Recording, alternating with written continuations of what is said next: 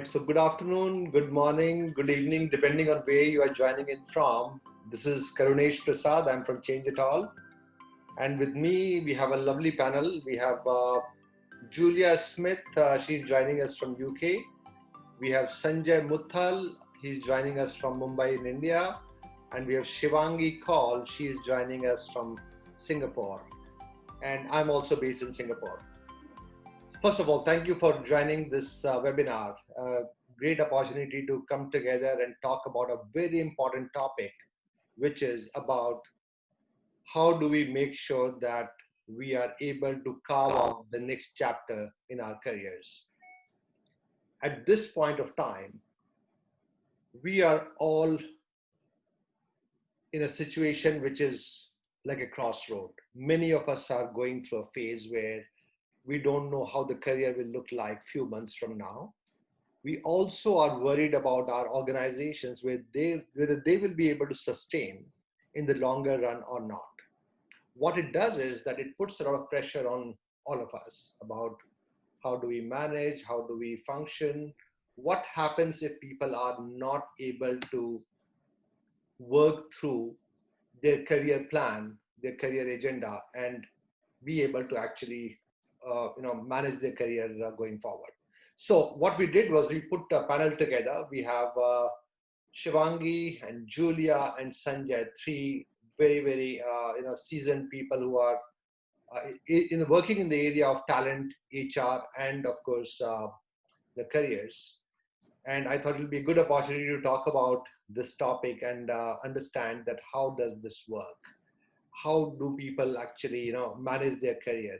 There are many practical examples. You have seen multiple examples of successful people who have gone through tough times during their corporate career or otherwise, and then have been able to come around and done something extraordinary.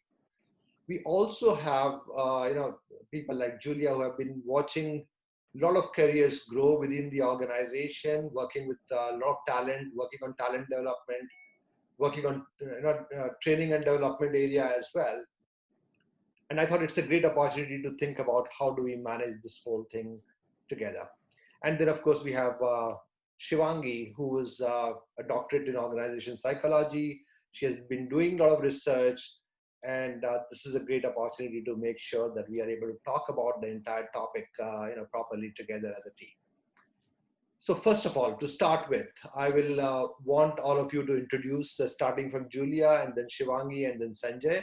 So take a minute talking about yourself, and then we go and talk about the topic itself that we gathered here for. Thank you, Kaurunesh. Well, hello, everybody. It's such a delight to be with you today and to talk about this topic. So I am, so my name is Julia Smith. I am the founder of a HR and OD consultancy company called People Science Consulting. And we focus on performance, which is anything enabling organization, team or individual performance. We also focus on talent. So that is the acquisition, the development and the growth of talent, and anything to do with organizational change as well. And part of what we do is coaching. So our clients do ask us to do coaching and mentoring, and I'm with Kaurunesh completely on this. I've really seen an uptick in conversations around careers. So when I am coaching these days, very often, I would say probably 50% of my time coaching is spent talking about career and career decisions. So I think this is a really timely topic, and I'm delighted to be here and share some perspectives on that. So thank you.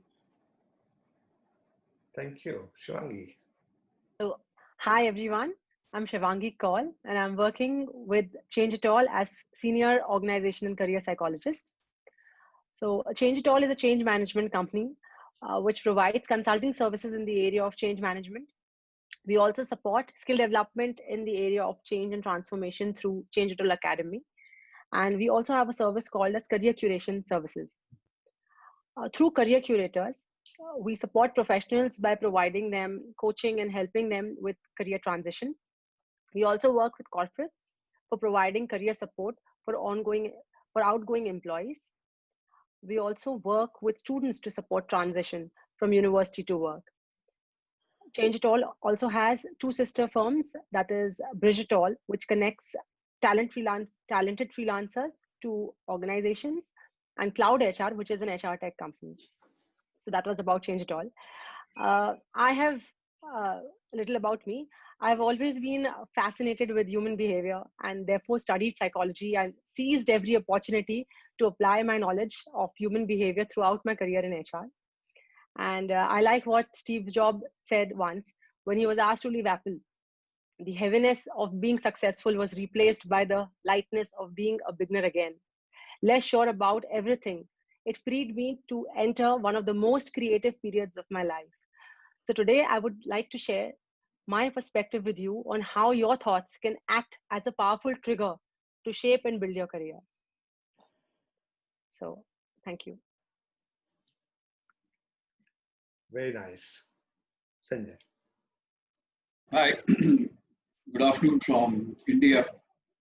My name is Sanjay Muthal, and I have both sides. I spent many years on the corporate side and now last a decade in consulting, essentially in executive search, leadership development, and we do some work in the simulations area. Of late, just this year onwards, I'm also picked up a majority stake in an organization where we do the digital transformation of the procurement process. But my career interest has always been people and HR agenda. So I've seen people throughout my career transitioning from A role to B role. I have seen people grow with me, under me, above me. So it's very fascinating to talk about career and talk about what next, because I think we are in the very, very, what should I say, a moment in the history of humankind with the COVID around and the uncertainties that have picked up along the way. So it's going to be an interesting conversation. I'm looking forward to hearing from Julia and Shivangi and of course Kaurunesh, and then contributing some bit from my side. Thank you so much. Thank you, Sanjay. This is great, and I'm very excited about this panel because we have a very good variety, very seasoned people, and the kind of things that we would like to hear. So for the audience which is listening to us either on YouTube or Facebook, we couldn't have found a better combination. And I'm dividing this whole panel into three different categories. And I'll tell you therefore why I called the three people that I called into this conversation. So first of all, when I look at a career, the first stage is that when we are going through a crossroad, when we are worrying about something to do with our career, which also impacts us as individuals, our families, our emotions, sometimes our happiness, all that sometimes gets linked to the career.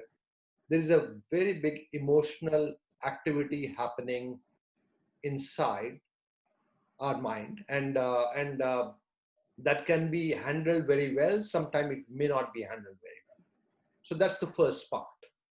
The second part is that when we are working for an organization, there are a lot of signs that we get, or we are able to see that there are things which are not happening to the way we visualized it to be.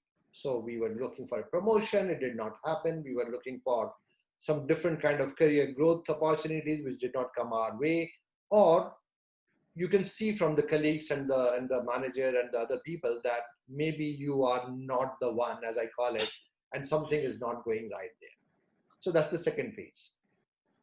And then the third one is that when we decide to look out and start to look out for opportunities and start to think about what do I do next, how do I go about that? And therefore I chose Shivangi to tell us about the psychological aspect of what people go through, the first step. The second step being that after we have gone through that phase, what happens to people within the organization? What are they going through? And therefore, nothing like having Julia here who could help us with that. And then, of course, Sanjay, you have so much experience, not only placing people, recruiting people, but also being able to actually help them find the role. And you and I have had multiple conversations around different people and different people that you've been supporting. So I thought it's a great opportunity to talk about all three aspects. So what we'll do is we'll spend 3 or 4 minutes each hearing from, starting in the same sequence, from Shivangi first, listening to from her about what people go through when they are going through a phase like that, emotionally, individually, whether it's within the organization or without the job, or whatever situation they may be in. And then let us go to Julia and then to Sanjay in the same sequence to hear about that. And then we will look at some more additional questions and many other things that we can talk about here. So Shivangi, why don't you start from the individual's emotion, feeling, how to deal with that, and anything else you want to share? Sure. So thanks, Kaurunesh. So I think whenever there's a career disruption, whether it is for family reasons, relocation, restructuring, it triggers certain thoughts and emotions. The common reactions include denial, anger, sadness, stress, and anxiety. Now, since thoughts trigger behavior, it is natural to experience behavioral changes too. And many times, the visible signs that you see are, headaches, sleeplessness, loss of appetite, social isolation, or loss of motivation. Now, having said that, what is it that an individual can do when he is facing all these emotions and this emotional baggage? So typically what I tell the clients is that accepting and repositioning yourself is very important for your mental well-being. So typically there are four things which I suggest if one wants to accept and reposition themselves before they actually get into a full-fledged job search or starts exploring their career options. The four things, the first one being accepting the situation. So rather than looking out for reasons as to why this happened or looking for answers outside, it is important to accept the situation, whether it is restructuring or a job loss or something significant, some significant career disruption that has happened to an individual. It is important to be able to accept the situation and move forward. Uh, Another point which I often highlight is looking for positives. Now, this may sound very simple, but it is not always easy when you're going through that kind of an emotional turmoil, or if you're having too much of an emotional baggage around your job search, and when everything may seem so negative and your career has come down, the entire your career which you've built over several years, and suddenly you feel that you've lost job, or you have because of restructuring, you're no more working with a particular organization. It may seem very difficult. So when I say look for positives, there are several there are times in life when you are too busy and too occupied in your work, and you are unable to probably spend time with family, or you're unable to really work on your hobbies. So maybe looking at it differently and looking for positives, things which you could not do earlier and now you have the time, could be a good way of thinking, which will again help give you that mental strength. uh, Third thing which I like to talk about is positively rephrasing your thoughts. Now, when I say positively rephrasing your thoughts, I literally mean rephrasing your thoughts. So instead of thinking about it like, my career has probably come to an end, and, uh, I don't know what I can do now, and perhaps, I'm 55 years old, and, there are so many younger professionals and who are much more skilled than me, and they can go ahead, they can get jobs.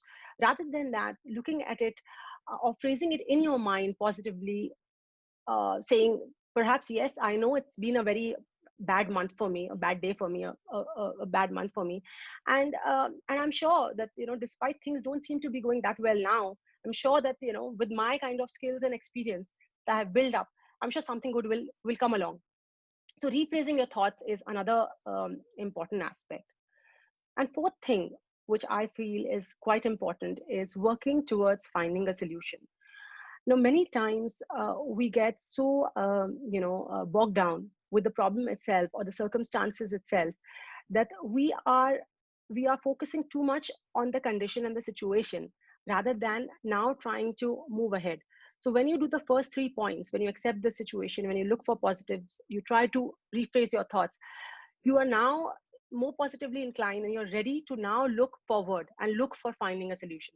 So I'm here today, this is what has happened to me, now what? Now what am I supposed to do next? And then maybe work on looking at your career choices and various options. So these are some things which you could begin with. before you start off your career search? This is fantastic. I think I was just thinking about this when you were mentioning that positivity really makes a big difference in the mental state of the person. And also sometimes we start to kind of lose our confidence ourselves. But having belief in yourself, your skills, your ability is also a way of being able to make sure that you are able to start a new journey if you need to start. That first starts with the confidence itself. So yeah, thank you for sharing that. Absolutely. Okay, we'll come back to you because this is something which will require some more discussion. But I'm moving on to Julia. And Julia, we spoke about the fact that within the organization, we see sometimes very subtle signs and very subtle, hints coming from colleagues, from our managers and bosses. And we know that something is not going right, but we are normally so busy with our day to day and being able to keep that going. We don't focus outside. What are some of your suggestions, advice, and also experiences that you can share with the group here? Yeah, sure. And Shivangi, thank you for that. That was excellent. And I think you're absolutely right about that positive mindset, because I think for me, making career and job changes is a significant decision. So what I'd like to talk about is that decision-making process and how we can make quality decisions about our career. And a quality decision will come from proactively thinking about your career and having that positive mindset. So I think you're completely right. So for the last 25 years, I've worked in HR, and I have been, I would say, probably slightly obsessed with exit interview data. And for a couple of reasons. I analyze it because I, as an HR practitioner, need to manage employee turnover. But I'm also really fascinated about the decision-making process that people go through when they decide to make a change or leave an organization. And the one thing I've learned is that more often than not, it's not just one reason why people decide to make a change. It's usually a combination of reasons. And for those of you who have left an organization and you've perhaps completed an exit interview, you've usually ticked one box, which is reason for leaving. And often it says things like pay or progression. And it's too simplistic, really, to think about why somebody decides to make that decision to leave based on that. So often I like to do proper exit interviews to really understand what's going on for that individual. So, and often there's usually a lot of complex and a combination of factors that are driving that decision. And often it could be, often our decisions to leave organizations are very reactive and in response to something. So we don't often, I think the quality of decision making, we don't apply our best quality decision making to career moves often because we're on the back foot. We're not being proactive about it necessarily. There's something that's happened in the organization that has perhaps led us to think about a change. And that could be, I have a new manager. There is an organizational change that is happening that doesn't align with my values. I'm bored. I'm underutilized. I've perhaps, some people during the pandemic have really lost their sense of purpose. They're really reevaluating actually what matters to them, and sometimes it's not work or the work that they're doing. And it could be that sometimes expectations haven't been met. They've been passed up for promotion or they didn't get that pay rise. But usually there's a catalyst. And then there's a number of other reasons why somebody decides to leave, but it's often very reactive and in response to something that's problematic or negative. And when I'm coaching people around career, I get people to think about their push and their pull factors. So there's lots of things going on for people when they're considering a career move or a job move. There is what they're leaving behind and then what they're going to. And so I often think, I encourage my coachees to think in terms of what are my push factors and what are my pull factors. The push factors being the things, what's pushing me away from my current situation, and the pull factors, what is attracting me to a potential new opportunity. And I also really encourage people to think about the balance of those to help them with that quality of decision making. So, for example, if somebody's push factors outweigh the pull factors, then I really encourage that person to think carefully about the quality of decision making, because if there's lots of reasons why they want to leave a situation or a job, are they desperate? Is there some desperation there that might not give them the right quality of decision making, and it might lead them to make a wrong decision in terms of where they're going to? But if there is a good balance of push and pull factors, then I think that, you know, you're in a good situation. If the pull factors outweigh the push factors, that's generally good, I find, but usually worthwhile just, you know, testing whether or not the new opportunity is really as great as you might think it is. The other thing I would say before we move on to Sanjay is, from a decision-making perspective, we usually apply a very analytical decision-making process to job moves, which isn't wrong, but it's not optimal. So one of my personal experiences, I took a role many, many years ago, and my decision to take that job was my decision making was very analytical. It ticked all the boxes. It was the right pay, right location, nice job title, right size team. But there was something that didn't feel right, but I ignored that. And because I was ticking boxes, I figured it must be okay. It must be the right decision. It must be the right move. And I did not listen to my intuition. So it wasn't a bad experience. It wasn't the right move for me, but I went, did the job, enjoyed it to a point, but it wasn't the right decision. And so the other thing that I say to people that I'm coaching now is really try and listen to your intuition as well. We know from lessons in leadership that good quality decision making comes from that balance of analytical thinking and judgment and intuition. And I was just coaching somebody yesterday, actually. She's considering a move, an internal move, and we went through the process of what's the pros and what's the cons. And then my very last question to her was, and what is your instinct telling you? And her instinct was telling her to go for the job, and there's your answer. So I guess my main message to everybody who's considering their career and making a transition is to really think about the quality of your decision making. Don't let desperation hijack your thought process.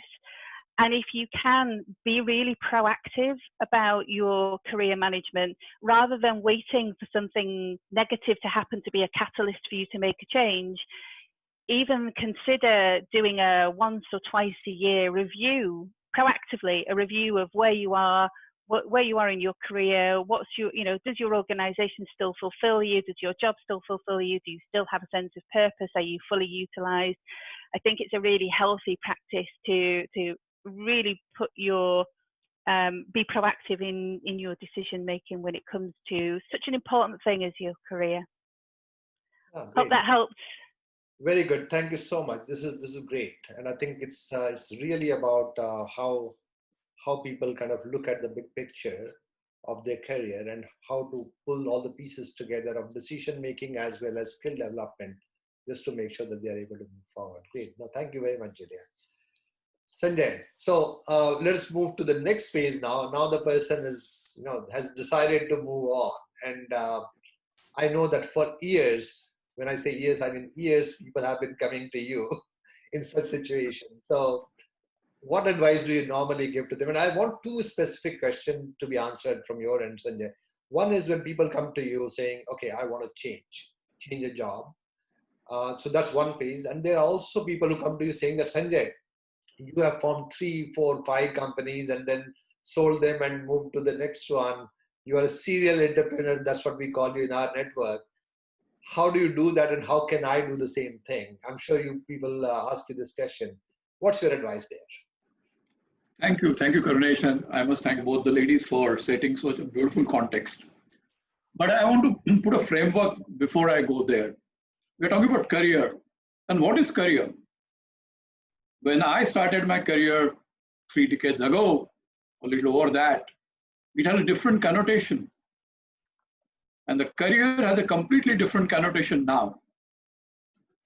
When I began, there used to be one appointment letter which said, you're joining us so-and-so, and you'll retire at 58 or 60 or whatever your retirement age was. And one came very happily home, showed that letter, framed that letter and said, bingo, I now have got a job in XYZ company, and now I'm going to make a career. I'm starting here, and I'll retire as a head of HR for this organization or so on and so forth.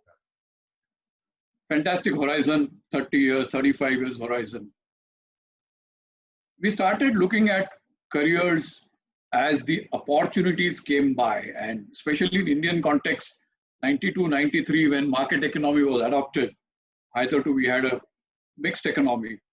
Suddenly one saw the entire definition of talent go upside down. Against the tenure, you started looking at contribution. And you said, oh, so career is not about the tenure, career is about the contribution. I'll give you an example. Let's say 30 years back, if I were to call a candidate for an interview, I would look at his career and say, wow, this guy is a really steady guy. He's joined Tata Sons and he's there for last 30 years. Fantastic guy, we must hire him. Came 2000. We said, oh, this guy has done 25 years of work experience, but only 3 changes. Oh, this is a good guy, super guy. We must get him. Came 2005. We said, well, I'm not interested so much in the number of changes, but at least last 5 years, he should have been in the same company. Then I'm happy about it. Came 2010 and 12 and 13, and we said, hold on, I think 3 years in last job is also good enough.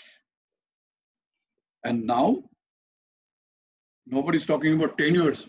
Today, people are talking about what value that person brings to the table. I think that's such a positive change that we have seen through our career. So contextually, it's extremely important to understand career is not a tenure. Career is what you bring to table and what value you add to the P&L of that organization. And as long as that metric is in your favor, then you are in the right job.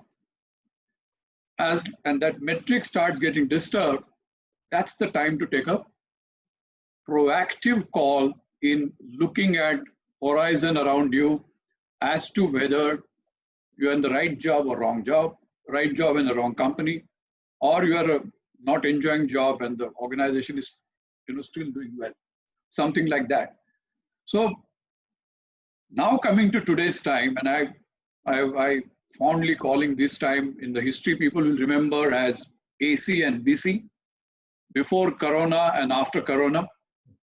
And we are going to see complete paradigm changes that one would have not seen in our earlier careers. We are seeing the business models change. We are seeing the working models change. We are going to see definition of talent change. We are going to see definition of career change, because we don't know what are we looking at for next 5 years. Now, if you don't know what are we looking at for next 5 years, how do you prepare for it? So for me, therefore, the first fundamental in today's career context is survive and then thrive. We have at the Maslow's theory of hierarchy of needs, we have come back to level 2 from level 5 suddenly in after Corona era. It's about you now. It's not about what I want to do. It's not about, I am now president and I want to become executive director and so on and so forth. First is the consolidation of what you have done and consolidate that well. And the second is what I call is look at yourself as a seismic proof profile. Will this profile of yours survive another shock, another earthquake if it is around the corner?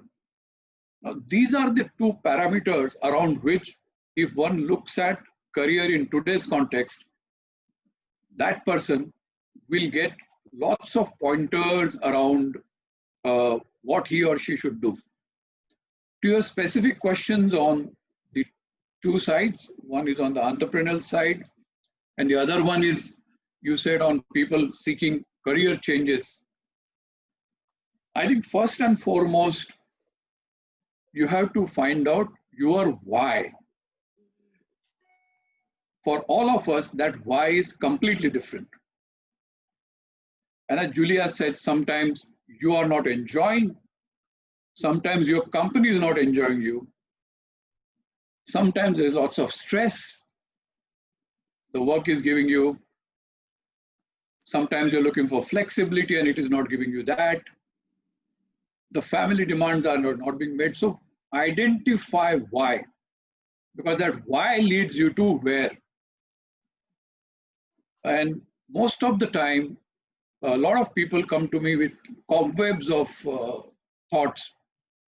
And that's the fundamental thing I ask them, that go back, sit back, think and come back, that what is your why? What is your reason? What is the pivot around which you have now started thinking about? Once you are clear about that and you still decide to go ahead, then you have to have your skills inventory really tasted by yourself. Nobody else will tell you what is your skills inventory. Do you enjoy this? Do you enjoy that? Do you enjoy people? Do you enjoy, are you a compliant person? Are you a subscribing person? Does your heart rule? Does your head rule? Left brain, right brain, whatever. Skills inventory is extremely central to what you want to do before you jump in there. Because it's so beautiful to paint somebody else's picture, because the person is at distance from you and you think he's made that change and he's done so well, so will I. Yeah. But it doesn't matter. The world is very harsh outside. It just doesn't allow you to ape somebody, because you write your own story, you write your own script. But for writing that script, you must have your own skills inventory. You must have your own triggers identified. And then talk about the path that you want to take for the future. That's one. Second, in today's context, there is huge relevance to presence and present, both. Yeah. Therefore, as much effort you are putting of superimposing yourself for future, first do it for present. Because as we know, the business plans is to be 5 years, 3 years, 1 year, and now in this time we are looking at quarter on quarter. All my clients today, when I'm talking to them, they are saying, boss, hold on. We are just looking at whether should we do now budgeting for 1 year or only for 3 months. Right. Now, if the business cycle is getting crashed to 3 months, careers can't be bereft of that. That's the reality around you. And therefore, invest in your present, identify your why, then decide where you want to go. On the entrepreneurial side, that's a huge opportunity, Kaurunesh, and I'm sure you are enjoying that as well. But again, the skill inventory kind of leads you to those options, whether you want to make career in corporations, whether you want to go to and work with the society, whether you want to work, do something that you like doing, or do you want to take entrepreneurial route.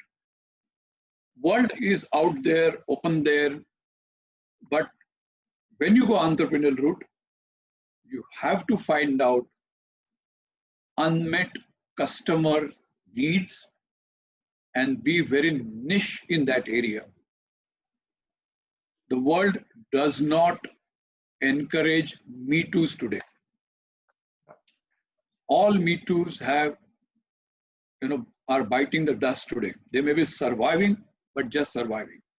But if you really want to thrive through entrepreneurial route, then find out the unmet need of customers, identify go after that, and I'm sure you'll make a great career and as well there. Thank you so much. Well, this is fantastic. Fantastic. Thank you so much for sharing this, because the way you painted the picture, Sanjay, and I'm just looking back, and some of the comments from my side will be that the way you talked about career per se, which is completely right. I mean, we are continuously thinking about the fact that, yeah, career, we started from, hire to retire, being in the same company. Most of our parents ended up doing the same thing. But today it's a very different situation. Also, the new generation is thinking about that also very differently. Their criteria for looking at career itself is very different. But more importantly, I think when you're talking about I like the way you put it, AC and BC. So after and before Corona, I think this is really going to change. And that change is going to also define the resilience of the person to be able to sustain in the long term. And my third big takeaway was about the entrepreneurship, the way you put it, about being able to look at yourself, because not every story is the same. Not all age groups are the same. Everybody has their own story and competency and skills and ability to sustain as well. So it really makes a huge difference indeed.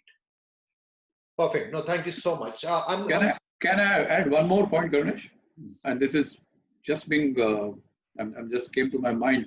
Yeah. The other thing is, today's world doesn't recognize the seniority, juniority.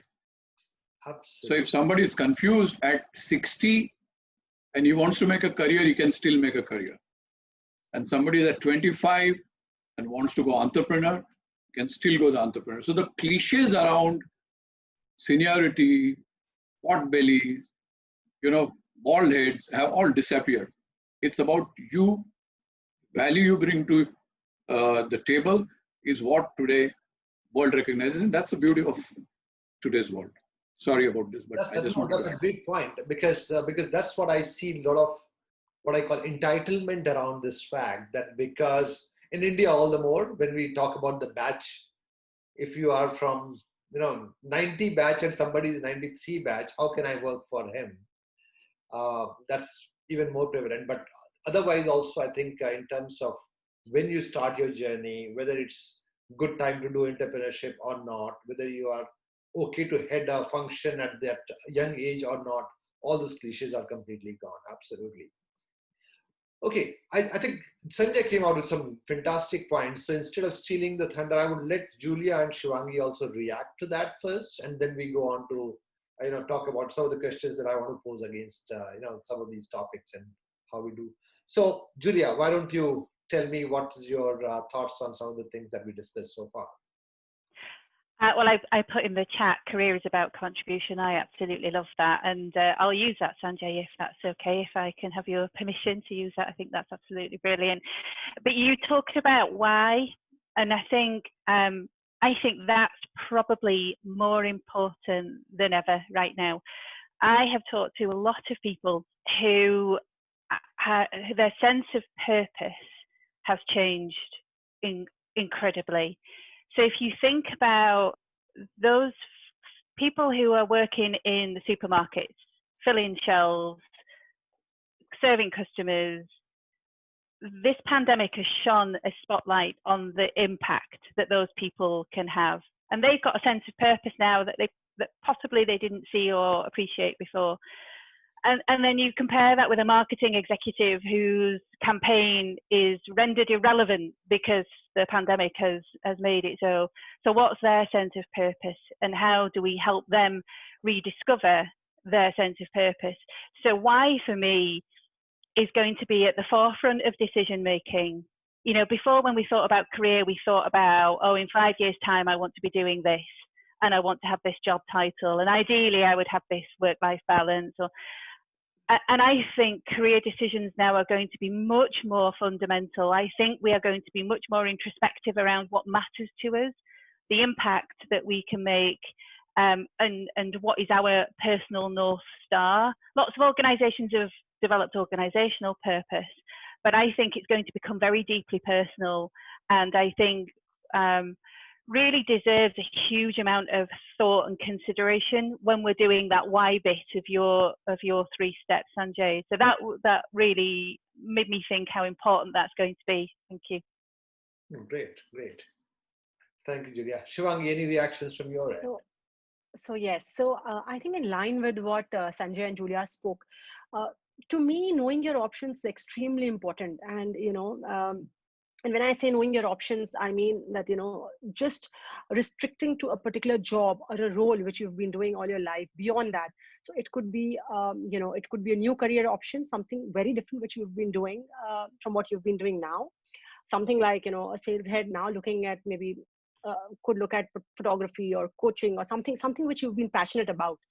Uh, uh, of course, entrepreneurship is another option wherein you explore you try and have your own venture. Sanjay's already spoken so much about it, so I wouldn't really talk on those lines too much. But the third option could also be exploring the gig world. I mean, many times we are so restricted by our own thoughts that we are not evaluating all options. Gig options are another thing which gives you a lot of flexibility, and in today's scenario, it's a very accepted thing wherein even when you're between jobs, you could explore certain skills, and maybe leverage them eventually when you find something more concrete. Um, I think another thing which could be to expand your expertise. So Sanjay talked about what you bring to the table. I think expanding your expertise when you're moving careers is also an area which you could consider. So, for example, let's say I'm in sales, I might want to, take up a role in marketing or some other parallel function to be able to build a holistic profile for myself. Or maybe I have worked in an X geography and now I plan to go in some other geography just to expand my understanding. So these could be some of your other options which you could explore. And also, I mean, to be able to make the right decision. I think Sanjay talked about, each individual is different and there's no one size fits all for all of us. It's different. So, certain factors, I think there are 5 important factors to my mind, which could be considered. Um, uh, One would be your financial status. I mean, how you're doing. Do you really, how stable are you when it comes to financially? You could discuss with your spouse, your family members, try and figure out how you're doing. These are some of the options which will help you decide. And like Sanjay mentioned and even Julia mentioned, for each one it is different. So that could be one of the points. Second thing could be personal circumstances. Now, whether you're a single mom or a new parent, or you have an ailing person at home whom you need to take care of. Each one has a different personal circumstances. And market scenario is something which again Sanjay talked about, that it's before and after Corona. Now things have changed, so you have to also be able to evaluate the market. The fourth point, which to my mind is very important, is what I call as VIPs: values, interests, personality, and skills. I think constant realignment of your VIPs with your career is important. So it's not like in one day you discover what you want, and it's evolving. People are changing, personalities are changing. So it's always important to constantly keep aligning your values, interests, personality, and skills with your career. And there's a lot of research which shows that if you are satisfied in your career, and when you align yourself and you align your VIPs, you are likely to be more satisfied. And the more satisfied and passionate about your work you are, the more likely you will be successful. So I think this is one area which we should look at it from that perspective. And the fifth thing which I feel which is important is knowing yourself. Knowing your secret ingredient, what I call a secret ingredient. It's more about knowing yourself, your expertise, your skills, your abilities, and what is it that differentiates you from others. Sanjay talked about, building a niche or having a niche. What contribution do you bring? So if you are able to evaluate your options, if you know your options, and then when you decide, if you consider these 5 factors, I think you are in a better position to take a more informed decision in that sense. So I think that was from my side. And I like the way you put VIPs, the values, interests, personality, and skills. So I just put this on chat also for people to visualize this. I like the way you put that. And another great point you made, Shivangi, was about the gig economy. I think I completely agree with that. And I've seen more and more people kind of moving in that direction, because it's not only about earning monthly salary, it's about being able to keep the balance And if you think about it, there are more and more people who are going in that direction. The good thing about that is that when you're doing a gig with a company, you don't worry about your band, what designation you have, what title you want.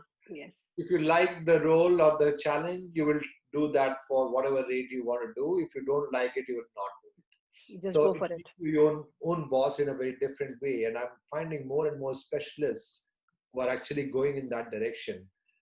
My colleague Priya, who handles the whole Bridge It All, and she has been working on that. She is coming across a lot of people, very seasoned people who are actually trying to do a gig. So imagine that we know this in HR much more, but I'm looking at now people from other areas like marketing, data science, engineering and technology, whom companies are hiring because they can't have a base cost. And if they don't have a base cost, these are very good opportunities for people to be able to, at least in the short term, look at some interim opportunities, gig, kind of on career front, and still continue to sustain. So it's a great point there. Thank you. I want to touch upon one more topic here, and this is something which I keep watching a lot of people who are particularly transitioning or in a stage where the career is at a standstill. So they are looking for a job, but they are not being able to find a job. They are looking for a new opportunity, but they are not being able to find. And mostly in those cases, they have been either surprised because something suddenly changed around them, or they did not anticipate something and they had literally, if I use the word, put all eggs in one basket. And we all know multiple such people and situations. I'll start with Julia here. Julia, if you have any 2 cents for them to, observe or do something about, and then after that, Sanjay, from your end also, what will be your advice for people who are transitioning right now and are looking for opportunities? And then we'll come to you, Shivangi, again. Julia first. I think, yeah, sure, thanks, Kaurunesh. And I think probably one of the most powerful, and I guess this applies to whether or not you are an entrepreneur or you're considering a gig type career, or you're looking for the next permanent opportunity, is just the power of your network. And I think, from my own experience, my last 2 corporate jobs came from my network, came from people who I knew. And so I think if anybody is in that situation where they're searching for a new opportunity, is to really activate their network. So not just the people who you have really strong relationships with already, absolutely connect with those people, but also really think deep into your past and perhaps where you've got links with people that might, it wouldn't be strange to pick up the telephone or drop them an email, and just broaden your network and make those connections, because it's incredible what opportunities can come about from just connecting with people that you've known, and cultivate that network over time. Cultivating a network just requires an investment of time and effort, but for me has been probably one of the most powerful ways of securing new opportunities, whether that be as a consultant or as an employee. Oh, wonderful. So takeaway is that to be able to explore opportunities, use your network. I think that's a great point, because sometimes that's what comes handy in such situations. Sanjay, what are your suggestions for these people? I think for me, every situation gives you a telltale signs, and you don't catch them. Most of the time, you know them, but you don't want to catch them. And then you come to a situation where it becomes kind of impossible for you to stay there. So why do you wait for such a long time? If you have the signs that come to you, a trigger that comes to you much ahead, plan that ahead. I always meet people who are saying, oh, I can't now see the face of that man. He's completely humiliated me, insulted me. My increment this year has been the lowest, whereas I contributed the highest. Sanjay, whenever you call me till 8 o'clock, I'm sitting in the office, blah, blah, blah. But this man has got a telltale signs much before that. And he kind of put that under the carpet, thinking that things will change. Unfortunately, they don't change. So one is to be, timing has to be extremely, extremely important. Right. And if you really want to scan the horizon, start scanning from that side. I also think there are two things that you must do, and I agree with Julia on networking outside. So invest inwards, yeah, and also exploit the outward. When investing inwards, I mean that if you get a telltale sign that a particular skill set of yours today is getting obsolete, then start investing and building an alternate skill set way ahead of time. If you think that organization is moving from, many times people want to change because headquarters of the company is changing from X place to Y place. To me, that's a very, very, for any lack of any better word, bad choice that people are saying that I can't go there. In today's mobile world, you should be mobile to go anywhere else, as much as wherever you are, because we are all connected world. It doesn't recognize today you and I are sitting somewhere else and still talking as if we're working in the same place. So those are completely nonsensical reasons for people to give. Sorry to use that loaded word. Right. But so that's something that you need to do proactively. Second, as we say, invest outwards. Now, all of us have a social world outside, and therefore, can you invest proactively into that? And social media helps you do that today. So start doing that. People keep asking me sometimes, how you are here, you are there, you are seen everywhere. Now you need to kind of plan that. You need to kind of say that, yes, next 1 year, I will do this, I will do this, I'll speak here, I'll be present in this, I'll attend this, etc., etc. And it's very easy to do. The non-doing that, you cannot justify by saying that, oh, but I am not like that. I don't enjoy, I don't connect well with people. There is nobody who can't do anything in today's world because the opportunities are at your doorsteps. The skill set are at the click of your button that you can acquire. So you can't give that reason that I can't do this or I'm not able to do that. And last but not the least, competitive world always recognizes top 10 percentile. How can you be in that top 10 percentile? Proactively keep thinking about that all the time. Even if you are today in top 10 percentile, how can I continue to be there in that top 10 percentile? Can I augment my skills for future skills? Can I augment my current position by being socially amenable to people around me? These are hard realities of life.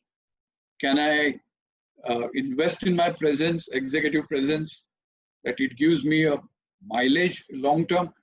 All this needs to be thought through by an individual if he is a seasoned and serious professional.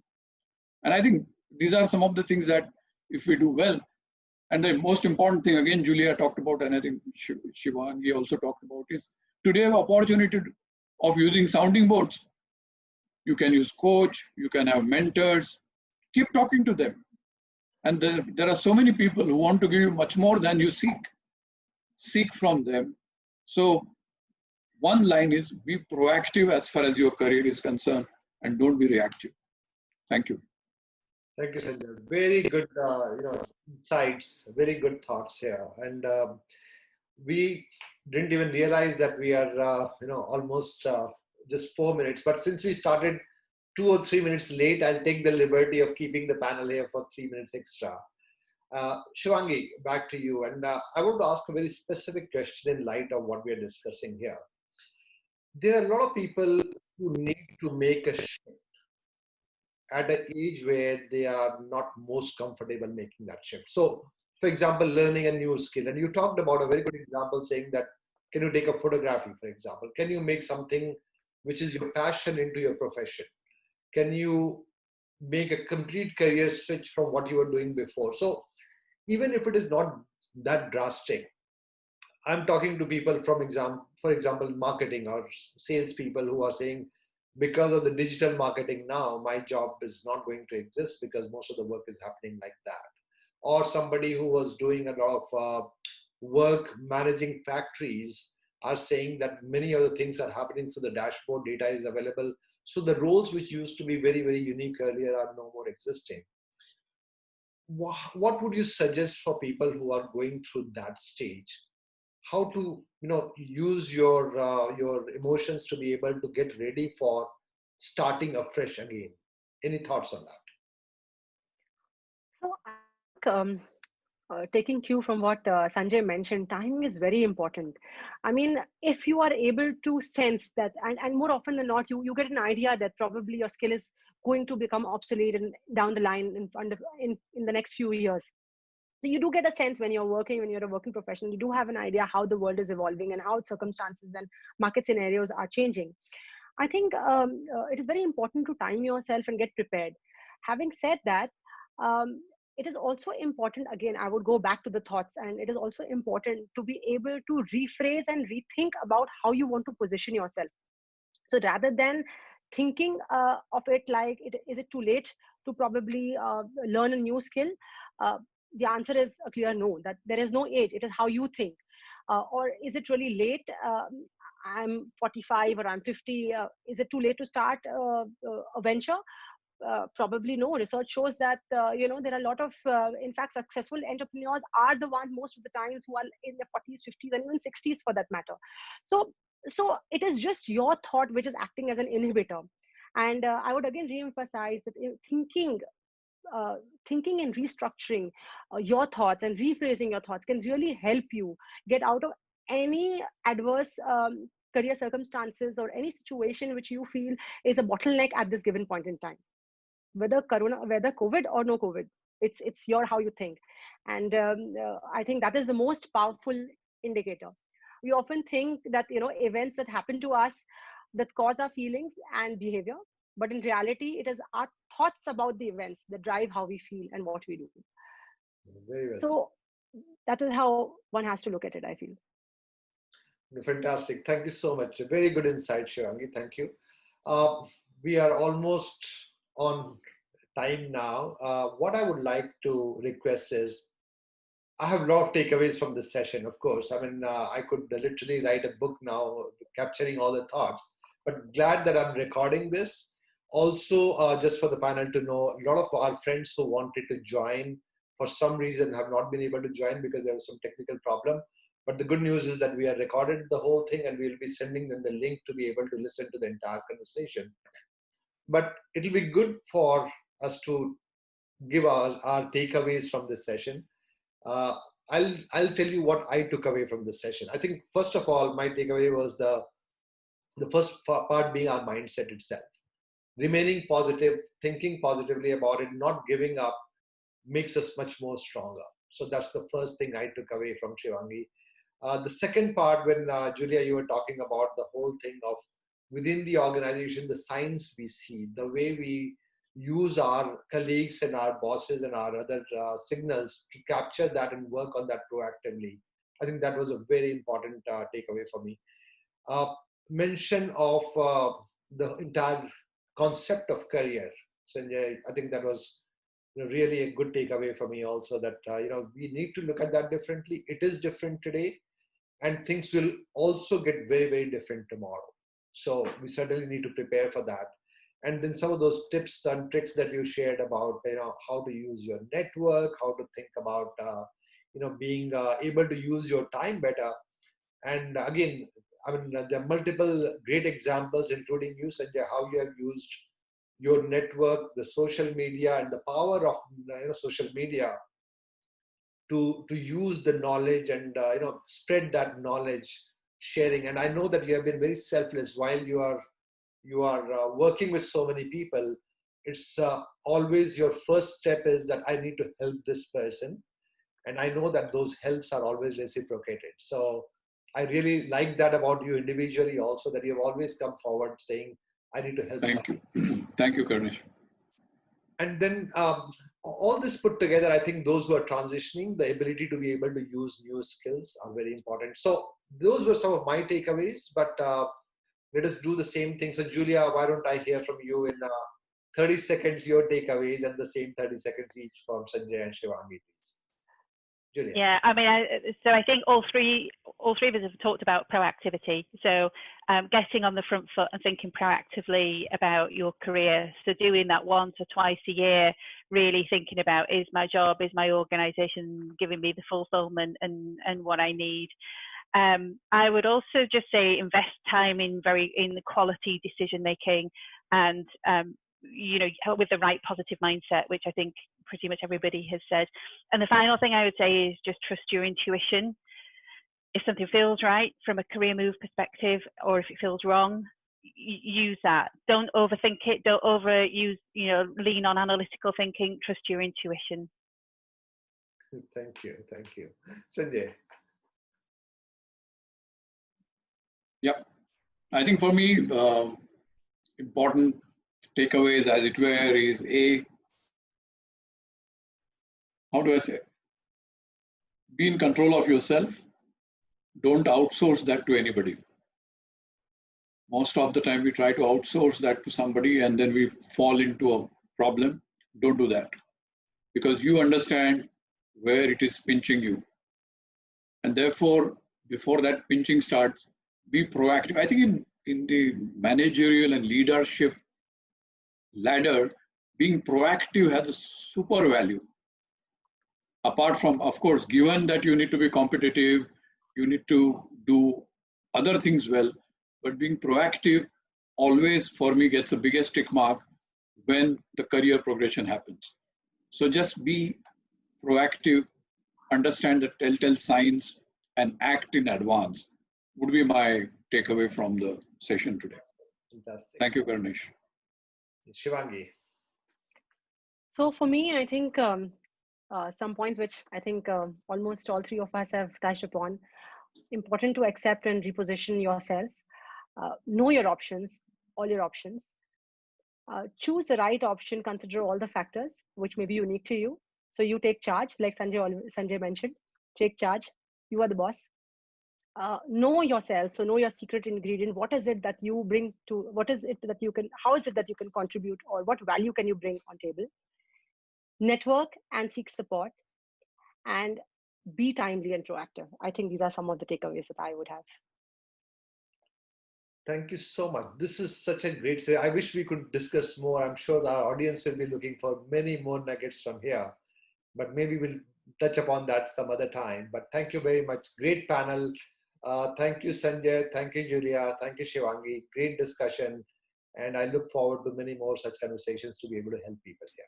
Thank you. Thank you, Kaurunesh. Thank you. Thank you. Thank you. Thanks. Thank you, Julia. Thanks, Thank you, everyone. Shivangi. Thank you. Nice chatting with all of you. Thank you. Same here.